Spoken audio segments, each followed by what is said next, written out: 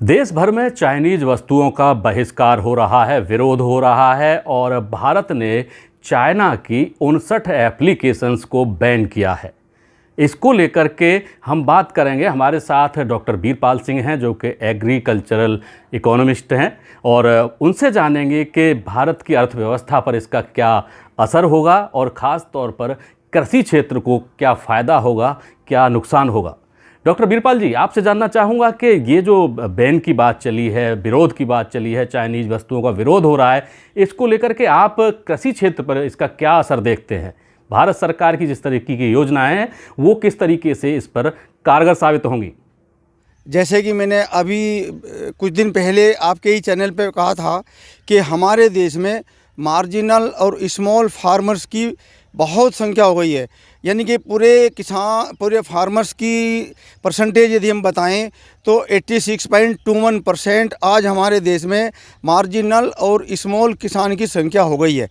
और जिनका कुल रकबा, जैसा खेती का कुल रकबा मैं आपको बताऊं, 47.34% ज़मीन पर वो खेती करते हैं। इस हिसाब से उनका जो प्रोड्यूस है वो प्रोड्यूस बहुत कम है और उनके पास ऐसे ट्रांसपोर्टेशन सिस्टम भी नहीं है उनके पास कि उस थोड़े से माल को, अपने खेत के उत्पाद को वो दूर की मंडियों में लेकर के जाएं, और यदि जाएं तो उनका भाड़ा ही इतना हो जाता है कि उनके माल का ही मतलब पूरा नहीं पड़ता, उसमें ट्रांसपोर्टेशन भी बहुत रह जाता है। फिर अभी प्रधानमंत्री जी ने भी हमारे इस किसान को ध्यान में रखते हुए, किसान को आजकल वो बहुत ध्यान दे रहे हैं और उन्होंने कहा है कि आत्मनिर्भर भारत के लिए आत्मनिर्भर किसान भी ज़रूरी है। कोल्ड स्टोरेज बनाने और किसानों को बाज़ार से जोड़ने के लिए 1 लाख करोड़ रुपए का निवेश किया जाएगा।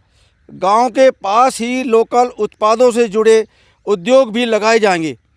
यदि ऐसा हमारे देश में होगा तो इसका दोनों ही आदमियों को फ़ायदा होगा, यानी कि किसान को तो फ़ायदा होगा ही होगा, साथ में जो हमारी स्मॉल स्केल इंडस्ट्रीज है या जिसको घरेलू उद्योग धंधे बोलते हैं उनको भी फ़ायदा होगा। क्योंकि जैसे किसान के पास बेचारे के थोड़ा सा प्रोड्यूस है और यदि उस प्रोड्यूस को वो दूर के मार्केट में लेके जाता है तो उसका ट्रांसपोर्टेशन में बहुत ज़्यादा ऐसा चला जाता है।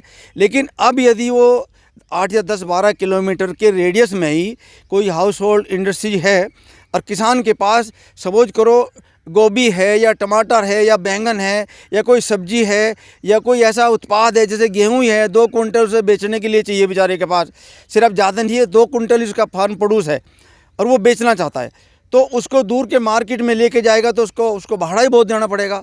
और यदि नज़दीक में होगा तो वो उस इंडस्ट्रीज को जाकर बहुत जल्दी दे देगा, उसको नगद पैसे मिल जाएंगे, तुरंत उसकी जेब में पैसे आ जाएंगे और वो उस पैसे को तुरंत अगले ही दिन अपने दूसरे घर के खर्चों में या खेत में जो कोई फसल उगानी है, खाद खरीदना, बीज खरीदना या पानी के देने हैं या कुछ और करना है उसमें दे देगा। दूसरे जो भी इंडस्ट्रीज नज़दीक में है, हाउस होल्ड इंडस्ट्री, उसमें जो भी वो कच्चा माल है उनको वहीं एकदम 8-10 किलोमीटर के रेडियस में मिल जाएगा, इसलिए उनको भी ट्रांसपोर्टेशन का भाड़ा नहीं देना पड़ेगा, इसलिए उनको भी फ़ायदा है और किसान को भी फ़ायदा है। इसलिए यदि इस तरह की हाउस होल्ड इंडस्ट्रीज बहुत नज़दीक में 10-12 किलोमीटर के रेडियस में होंगी तो मेरा मानना है कि हमारे किसान का उत्थान बहुत जल्दी होगा और इससे हमारा देश खुशहाल होने के चांस बहुत ज़्यादा हैं।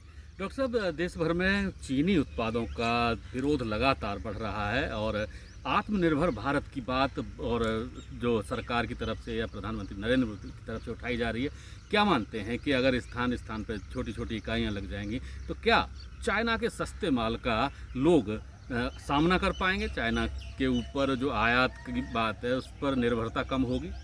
यदि हमारे देश में ऐसी छोटी छोटी इंडस्ट्रीज 10-12 किलोमीटर के रेडियस में होंगी तो हमको क्यों वहाँ जाना पड़ेगा? हमारे उद्योग धंधे ही इतने होंगे छोटे छोटे कि वे जो हम चाइना से माल लेकर आते हैं वो हमारे उद्योग धंधे खुद ही उस माल को बनाएंगे। हम क्यों चाइना के माल पर निर्भर रहेंगे? और फिर ये बहुत जल्दी में ही हो जाएगा कि यदि हमारे छोटे छोटे उद्योग इस तरह की चाइना से जो माल आता है उसके ऊपर निर्भर थे, वो नहीं रहने के, क्योंकि हमारे जितनी भी पास की इंडस्ट्रीज हैं वो सब उसी माल को बनाएंगी और हम चाइना के माल को बहुत जल्दी डिस्कार्ड करने वाले हैं, क्योंकि चाइना के माल कोई इतना स्टेबिलिटी नहीं है इतना अच्छा माल नहीं है वो, लेकिन मजबूरी में सस्ता पड़ता है इसलिए लोग खरीदते हैं। लेकिन जब हमारी हाउस होल्ड इंडस्ट्रीज, छोटी छोटी इंडस्ट्रीज स्मॉल स्केल पे जो होंगी 10-12 किलोमीटर के एरिया में, वो उसी तरह के माल को बनाएंगी, उनको भी माल एरिया में वहाँ सस्ता मिलेगा और प्रोडक्शन भी होगा, और हमारे देश के जो लोग हैं उस माल को खरीदने से बचेंगे। हालांकि शुरुआत कर दी हमारे देश के लोगों ने कि हम इस देश के चाइना के माल को सबको डिस्कार्ड करते जा रहे हैं। आप देख भी रहे हैं जगह जगह चाइना के माल पे लोग फूंक फूंक के आग लगा रहे हैं। हमारे देश में ही ये इंडस्ट्रीज इस तरह का माल बनाने लगेंगी तो क्यों हम उसका माल को खरीदेंगे? हम तो बहुत जल्दी डिस्कार्ड करेंगे। और हमारे प्रधानमंत्री जी भी कह रहे हैं कि जल्दी ही अपना वोकल माल बनेगा और वोकल ही यूज होगा, देश हमारा निर्भर होगा, हम दूसरे के ऊपर निर्भरता बिल्कुल ख़त्म करेंगे। और हम ये बिल्कुल ही बहुत जल्दी होने वाला हमारे देश में कि हम अपने ऊपर निर्भर होंगे। दरअसल चाइना में कहा जाता है कि वहाँ पर लेबर सस्ती है, वहाँ पर इंडस्ट्री लगाने के लिए और सारी सुविधाएं मिल जाती हैं। तो क्या लगता है कि स्थानीय स्तर पर अगर छोटी छोटी इकाइयाँ होंगी तो लेबर सस्ती मिल पाएगी? हाँ बिल्कुल, मैं बताऊंगा अभी कैसे मिलेंगे आपको। बिल्कुल आपने बहुत अच्छी बात पूछी है। अभी देखो, जैसा आपको मालूम ही है कि आजकल लोग बाग बेचारे जितने भी लेबर क्लास में काम करते थे, ये सब अपने घरेलू गांव में पहुंच गए। गांव में पहुंच कर अब ये कह रहे हैं कि हमें वहीं पे रोज़गार चाहिए। तो हमारे प्रधानमंत्री जी ने ये एक बीड़ा उठाया है, इसीलिए तो ये छोटी छोटी इंडस्ट्री लगाई जा रही हैं 10-12 किलोमीटर के रेडियस पे, जिससे कि जो हमारा लेबर वहाँ रह रहा है उसको वहीं पे काम मिलेगा। और जब वहीं पे काम मिलेगा तो सपोज करो वो कोई शहर में रह रहा है, 15,000 रुपये की तनख्वाह ले रहा है, तो 5-7 हज़ार रुपये तो किराया दे रहा है, 4-5 हज़ार रुपये खाने में लगा रहा है, मुश्किल से 2-3 हज़ार रुपये बचा रहा होगा 15,000 रुपये में। लेकिन जब वो लोकल में रहेगा वहाँ पे, तो उसको यदि 10-15 की बजाय 10,000 रुपये भी तनख्वाह मिलेगी और वो बेचारा वहीं काम करेगा और डे टू डे अपने घर में जाएगा, तो क्यों वो इतना खर्चा करेगा, क्यों परेशान होगा?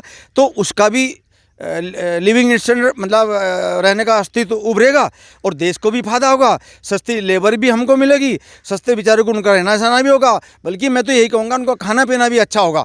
तो लोकल एरिया में रहेंगे, लोकल काम करेंगे, वहीं पर रहेंगे, वहीं पर फैक्ट्री में काम करेंगे, इंडस्ट्री भी अच्छी चलेंगी, प्रोडक्शन भी अच्छा होगा, माल भी लेबर भी सस्ती पड़ेगी और माल भी जल्दी बनेगा। इसलिए लेबर को सबको काम मिलेगा और कोई लेबर बाहर छोड़ कर नहीं जाने की।